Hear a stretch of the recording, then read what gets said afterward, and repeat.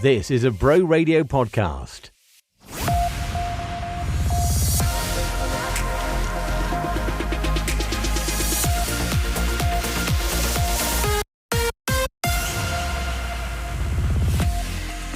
Hello and welcome to The Vale This Week from Bro Radio, our weekly in-depth look at local news, sport and events in and around the Vale of Glamorgan. Coming up ahead of the MG Cup semi-final on Saturday, we'll speak to Barry manager Steve Jenkins about their competitors who are sitting top of the Cymru South table. And it may be 5 months to go, but already campaign is well underway ahead of a pivotal Senate election in 2026. Plaid Cymru have already got their campaigning underway here in the Vale of Glamorgan. We'll hear more about a new look Senedd and how it'll bring a new look election in 2026. We'll hear about a gift-giving campaign that's been launched in an effort to make sure children are supported by social services in the Vale and don't go without a present this Christmas. We'll hear from Robert Jones about the Santa's Cause appeal. And there's an opportunity to head out for a walk or run this December whilst raising funds for the RNLI. We'll find out more about the Reindeer Run Challenge with Chris White from Barry Dock RNLI. But we begin with the aftermath of the devastating fire at Penarth Athletic Club. In the early hours of Monday, the clubhouse on Lavenock Road suffered significant damage following a blaze started by an electrical fault. More than a century of sport and history was lost from a building regarded as a hub for the local community. In the now 48 hours since the fire, more than £13,000 has been raised to rebuild the clubhouse, as clubs from across South Wales rallied round Penarth's cricket, hockey and rugby teams with messages and offers of support. Rhys Morgan is both a player and a committee member at Penarth RSC, and he spoke on Monday to our reporter, Gareth Joy. Well, Rhys, as far as days go, I think this is a very sad one in the long history of a tremendous rugby club. Yeah, just the impact that it's going to have on so many people is just, you used the word sad, and the word devastated is sort of being used a lot today, and just a lack of belief, really. You think about, the hundreds and hundreds of children and families and, sports people and, that use the club as that sort of community hub. It is primarily for sport, but it is also, so many more things. We're speechless, really. And like I said, it's been nearly 12 hours now, and I still, struggle to come to terms with it, really. And I guess expanding from what you said, it really is a focal point for the community, and especially sports in Penarth, because you have the rugby club, you have the cricket club, you have the hockey teams there as well. Thank goodness the stand has survived. I think there was a ceremony last year there as well, wasn't there? Yeah. So we've gone through a lot as a club to try and get that, such a sort of historic part of the club back and in use, and small mercies that the systems in place, the fire doors did their job and sort of contained the fire to the one place. But as you said, sort of I was actually there yesterday afternoon, and I was there with my children, and the ladies hockey were there, and there were members of the rugby club, there were members of the cricket club, there were members of the men's hockey team as well. Just yes, obviously being primarily from the rugby club, I'm going to look at it from that viewpoint, but just so many people are just gonna find it really tricky to come to terms with. So you're former captain of Penarth. Of course, you're also you're a utility player, as they describe you, as a fly half, but you're also involved in the committee. Things have been going pretty well for you on the pitch because you're top of the Admiral League at the moment. There is a cup game as well this weekend against Lampeter.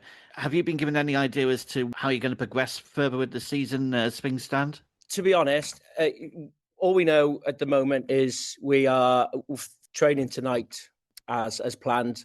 Thankfully, at St Cyrus, so away from the club. But to be honest, as from a playing point of view, we sort of pride ourselves on we will keep going. Whatever adversity this has given us, we'll come back from it, and we will try everything that we can as players to sort of give that sense of normality. Whether that's what it can look like on the pitch, that's not for me to say. And unfortunately, those sorts of conversations are going to have to happen.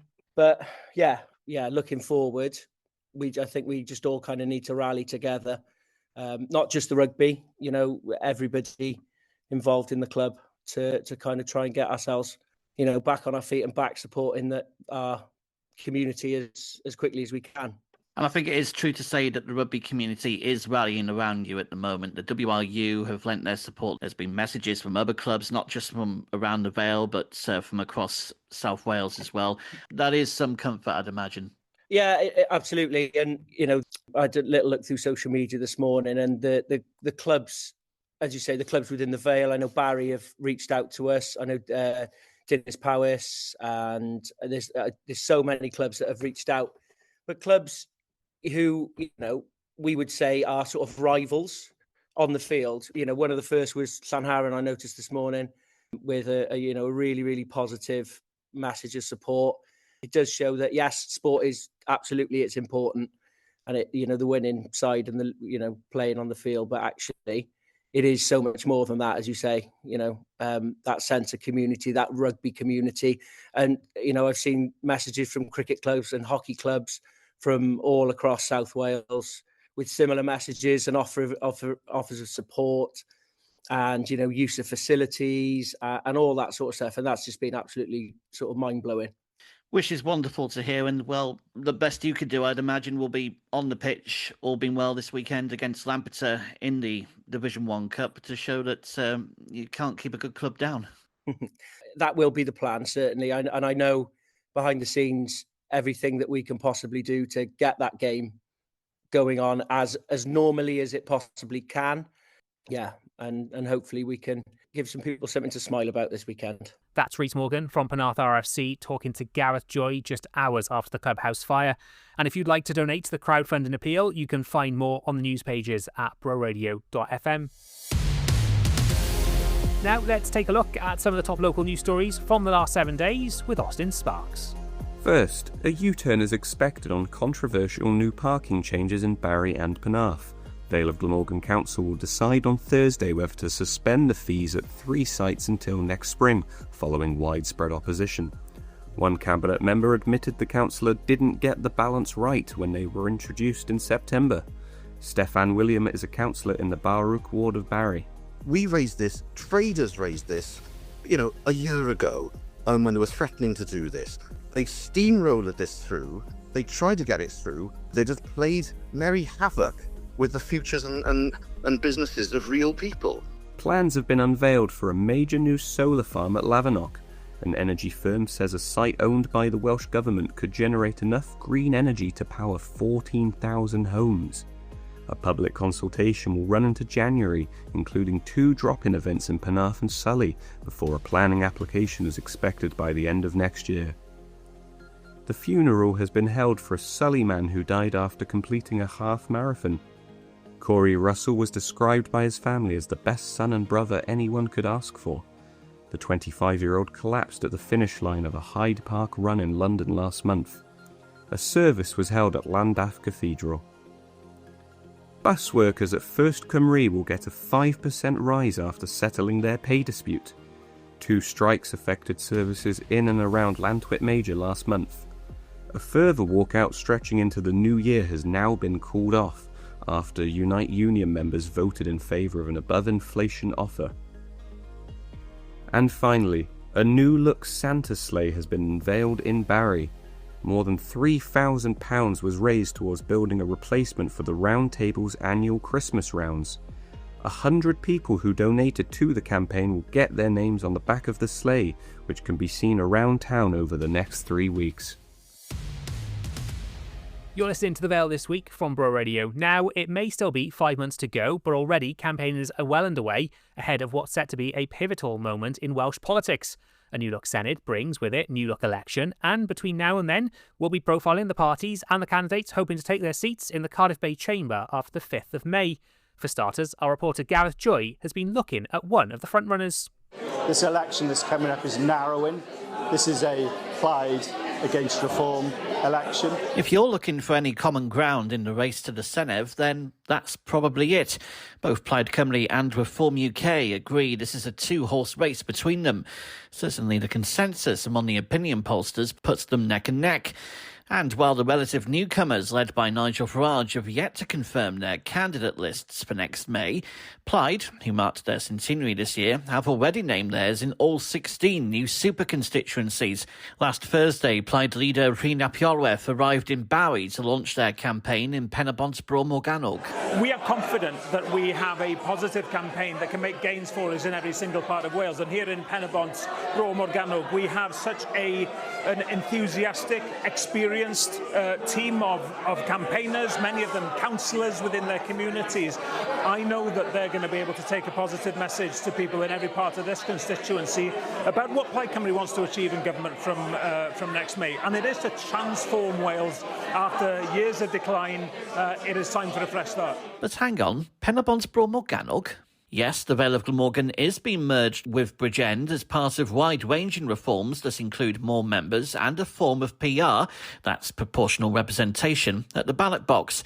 Labour currently holds both one-member seats, but by this time next year, the new wider area will be represented by 6 MSs. But does Rhina Piorweth feel voters will be more or less represented at Cardiff Bay? The new system coming in is more democratic, in effect, because your vote is more likely to count. You know how it is in the old way of doing politics, the way they do politics at Westminster. Only one person gets through, even if they only have one vote more than the next person.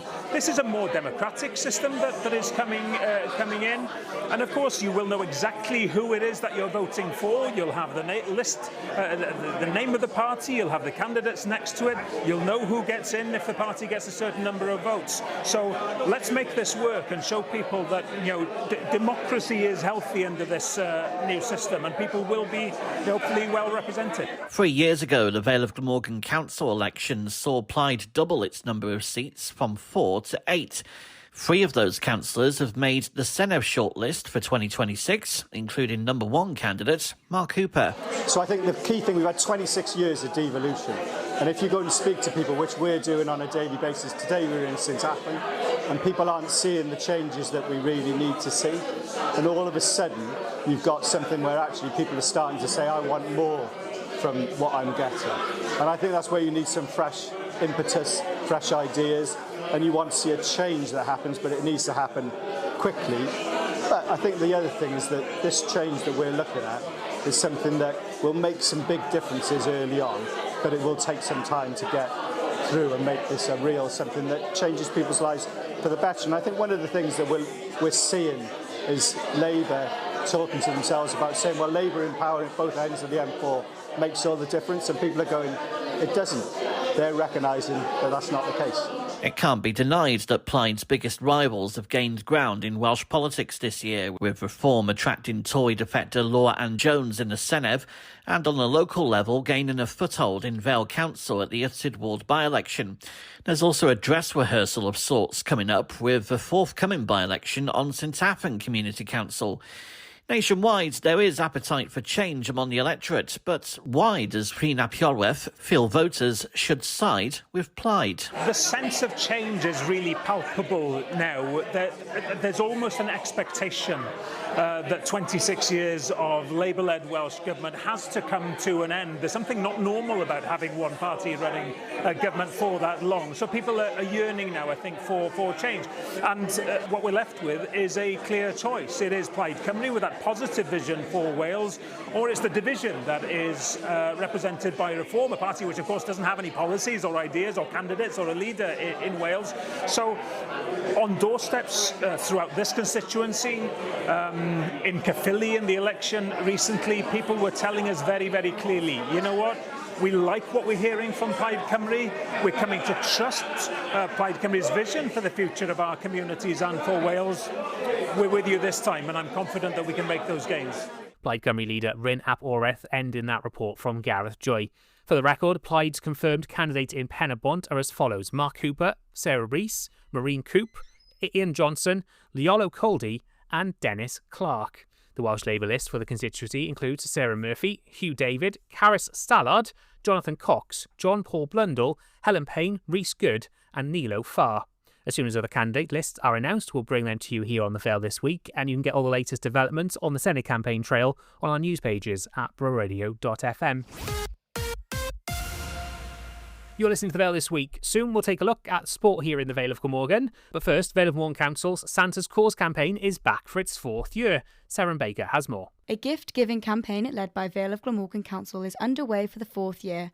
Rob Jones is an operational manager at Vale Council and told us about the campaign. It's a campaign to provide gifts to families in which the children might not otherwise get anything on Christmas Day.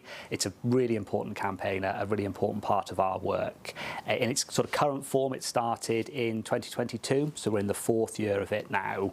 And before that, there'd always been examples of sort of our teams going and doing their own informal fundraising and buying and giving gifts to families that they worked with to help support them at what can be a really difficult, really stressful time of year.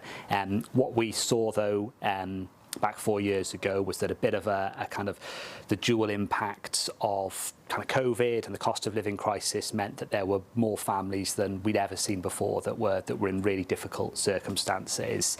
So we felt like we needed something a little bit more coordinated, and in fact we just needed a bigger effort to try and support people. So that's when Santa's Cause was born, and each year now we provide gifts to normally about 600 or 700 families in the Vale. Santa's Cause has provided thousands of gifts to children and families supported by social service teams in the Vale of Glamorgan, making a huge difference to families at a difficult time of year. The impact is huge. So all of the presents are hand delivered then by people in our social services team to families in the run up to Christmas. As you can imagine, the sort of anxiety, the stress that must be sitting on some of those parents' shoulders in the run-up to Christmas, knowing that they're not going to be able to provide anything for their children, must be incredibly intense. So we know it makes a huge impact in terms of being able to relieve that. Obviously, what it's like for those children then on Christmas Day to be able to open something in the morning is incredible to think about.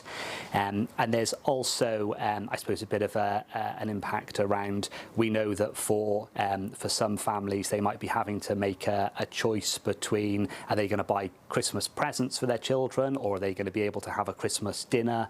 This campaign means that actually they're able to do both. That's something that we hear from families when we support them. So I mean what the campaign does and what the generosity of the people who support it does, I suppose, is give children a Merry Christmas, and it gives families a bit of a sense of dignity and normality at what otherwise would be a really, really difficult time. We're lucky we get really generous support from not only our staff but local businesses and people in the community as well. You can give donations of gifts, so we know that some people, when they're out doing their Christmas shopping, they might pick up a couple of other things and drop them in their basket and then bring them directly to us. But the best way for people to support this is with financial donations. That's because we're lucky enough to get really generous support from the Entertainer Toy Shop and the Works in Barry, who allow us to buy things at quite a significant discount. So we're able to make that money go much further. So if you were to go onto the Vale of Glamorgan Council website, you'd see the link there for online donations. All of that money goes to the campaign. All of it's used to buy gifts for children. That's the most effective way people can help out. You can find out more about Santa's Cause at valeglamorgan.gov.uk. Now time for sport, and in a moment we'll be looking ahead to a big month of club football for Barry Town United. But first, here's Gareth Joy. Thanks, Nathan. And Barry go into December off the back of a statement win in the Cymru Premier. A 4-0 victory over Haverfordwest County lifted them back into the top half of the table. Next Tuesday, they visit Penarth, hoping to retain their 5-game unbeaten run in the league. Elsewhere, Lantwick Major returned to Cymru South duty with a 1-0 win at Avonlido. They're now unbeaten in 6 thanks to Coffee Row's 5th league goal this season. On Friday night, they visit Sir Thomas Bluebirds. Sadly, Barry ladies are struggling in the Adram Premier after a 3-0 defeat at Britton Ferryland Sowell. Amelia Herbert was sent off for 2 yellow cards, and manager James Fishlock was also shown red at the end of his 4th defeat in 5 league games. Barry visit the New Saints on Sunday. On a much happier note, Sophie Ingle is finding her form again. The ex-Wales captain scored in their 1-1 draw with South Korea and their 3-2 win over Switzerland during their end-of-year winter camp in Malaga. Ingle has also scored 3 league goals since moving to Bristol City over the summer. On to rugby, and as we heard earlier, let's hope Penarth can prove the show must go on in the Division 1 Cup on Saturday when they face Lampeter. In fact, both the Bears and Barry withdrew from the Mallet Cup due to a shortage of available players. Elsewhere, Cowbridge are also in action at home to Usk in the Division 2 Cup, while the Admiral League returns with Dinas Powys taking on Llandaff, Llanthwip Major entertain Penaglaig, Old Penarthians visit Kevin and Surrey Sports travel to Llanrumney. And perhaps the less said about last weekend for Wales, the better. So all that's left for me to add is join Mike Fowler on Monday Night Sport at 7, or get the latest anytime at broradio.fm and on the Bro Radio app. So as we heard, Barry Town United are into the semi-final of the MG Cup, travelling to face Cambrian United on Saturday. We caught up with Barry manager Steve Jenkins earlier in the week and began by asking him how he's feeling about the game, with their competitors currently sitting top of the Cymru South and putting in a serious bid for both league and cup holders this season. Yeah, it'll be a really tough game, especially away from home. You know, against a team that is used to winning, being top of their league. So we're under no illusions. It's a game that is important to us. You know, any type of final is important. You try and get there. So looking forward to it. But we know we have to be at our best to get anything from that. And you've reached semi-finals for the last 2 seasons in a row. Last year, we saw Barry put on a determined display against the New Saints at Jenner Park. How determined are you to go one better this year round? 100%. You know, at the start of the season, you've got 3 competitions. You've got the league, you've got the Welsh Cup, and you've got the Nathaniel Cup. You want to try and do as well as you can in each of them. Touch wood, at this point in time, we're still in all 3, competing in all 3. So no, it's really important. Any chance of silverware, you want to try and win. So it's important. It's important. You know, you have these ambitions, and we'll give everything we've got to try and achieve them. And in terms of that Welsh Cup, things are looking really open there this year. Of course, TNS being knocked out, and at present, no club in there. It's still in the competition has won since 2002. We're chatting ahead of the 4th round draw, which is obviously later on this evening. What are your aspirations when it comes to the Welsh Cup? You know, at the start of the season, it's to go on a really good run. You know, your semi-finals, your quarter-finals, you want to get to that point. You know, we're 2 games in now. We're down to the last 32. So, you know, you win your next couple of games, the next minute you're in the sort of quarter semis. So, yeah, it's a massively difficult cup to win because there's a lot of good teams in it. But as you say, 2 of the teams have probably dominated over the last number of years are out. So it gives opportunity to others then to go on and achieve what they want, and that's winning a fantastic cup full of history. And you need a bit of luck along the way, and hopefully we'll get some of that. And a couple of weeks back, we were chatting as the club launched a 5-year plan for the future, where you spoke really passionately about the club and your reasons to come into Barry Town United. Listening to all those plans and hearing those conversations and all those connections made, how positive are you about the future for Barry Town United as a club and being one of the largest clubs in Wales? Yeah, Barry's a big town. It's a big club. It's a club full of history, and we've got to try and bring that back. And you know, part of that is this strategy. You know, and it does involve the town, the community. It involves everybody, the football club, players, volunteers. You know, everything. We've got to try and become one really, and you know, for Barry to be like a hub of the community. You know, we've got 900 players, I think, at this point in time. So, you know, the club's massive in terms of participation, but probably what's not quite as big as that now is our attendances, and that's what we need to look at. You know, how do we improve the amount of people coming through the gate, and because you know it is a great club, and I think it's value for money. I think £8 for an adult is really cheap when you compare it to the English system. You know, I'll go and watch, say, an Hellenic Premier, which is, you know, in terms of standards, is way down from the Welsh Prem, and I'll pay £10. You know, so I think it's value for money. I like to think that we we play football the right way. We play good football, exciting football, try and score as many goals as we can. So I think it's, it's entertaining to watch, but we do need to get, supporters through the door, and we've got to go out there and engage the community, the schools, etc., and then try and build Barry to be, like I say, to be the biggest Welsh Premier club. Still to come, we'll hear about a fundraising campaign by the RNLI, which hopes to get us out running or walking this month to raise funds for the charity. But first, our What's On guide. Here's Kane with a few ideas of what's going on here in the Vale of Glamorgan.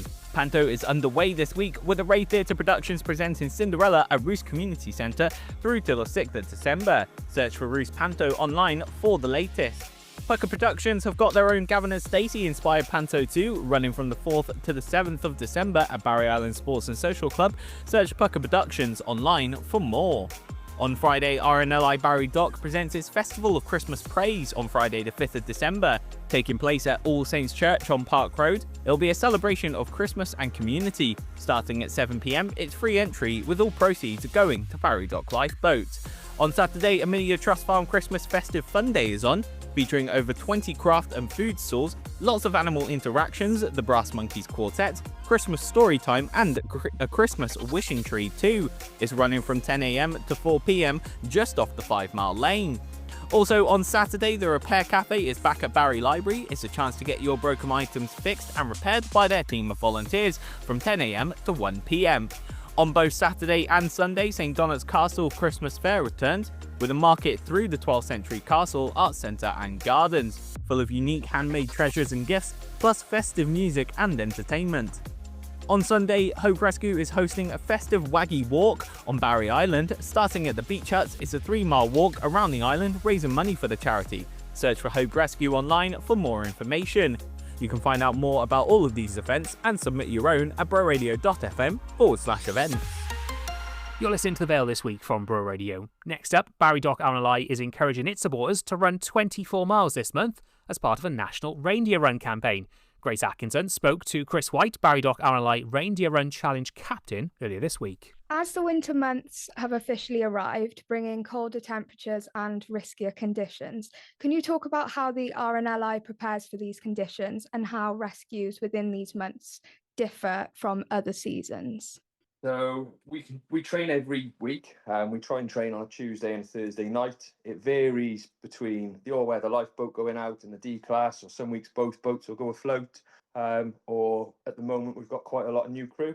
So we do classroom training as well, which just keeps everybody ready and on their toes should we need to launch. Shout-wise, they do tend to differ a little bit in the winter. So through the summer, Barry Island, Cold Nap, Jackson's Bay, they tend to be our hotspots. In the winter months, it tends to be more longer shouts. So it'll be a tow job for boats broken down mid-channel, or they tend to be a bit more serious of nature sometimes. If the pager goes off on a cold winter day, you're probably going out to something quite serious rather than potentially somebody's seen something in the water, which is all important stuff they need to report, because it could be a person. But yeah, they do respond. They do change quite differently in the winter. As we know, the RNLI is a charity that runs primarily off of donations, meaning fundraisers are a great way to bring communities together to support you. Tell us a little bit about the Reindeer Run fundraiser that will be going ahead this month and what it involves for people curious about giving it a go. So the Reindeer Run is a fundraising event. It runs from the 1st of December to Christmas Eve, I believe. And it's encouraging people to run 24 miles or move 24 miles. So whether that means they walk 24 miles, 1 mile a day, or they run 24 miles in one hit, it's completely up to everybody involved with it. For myself, I think we're going to tick it off a couple of miles at a time. There's a few crew doing it, and there's some of their partners as well doing it, who are all going to do it at their own pace. I'm sure some of them will walk it, and I'm sure there might be a brave one or two that'll do 24 miles in that one afternoon, but that won't be me. The Reindeer Run is a nationally organised fundraising event across the UK and Ireland.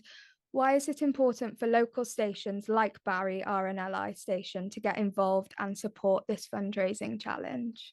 I think for me, it just shows that if the crew are getting involved, it'll encourage maybe more people to get involved, and they can see that we are just normal people from teachers to financial advisors to master mariners, tugboat drivers, carpenters, plumbers. There's a really, really wide variety of people on the crew, and we're all just trying to do our bit, to be honest. Could you share how the money raised from the Reindeer Run fundraiser will directly benefit and support the RNLI, and what the end goal is, if there is one? So any money raised locally, so anybody that goes onto my fundraising page, and the money that comes through myself will go directly into Barry Doc's fundraising pot.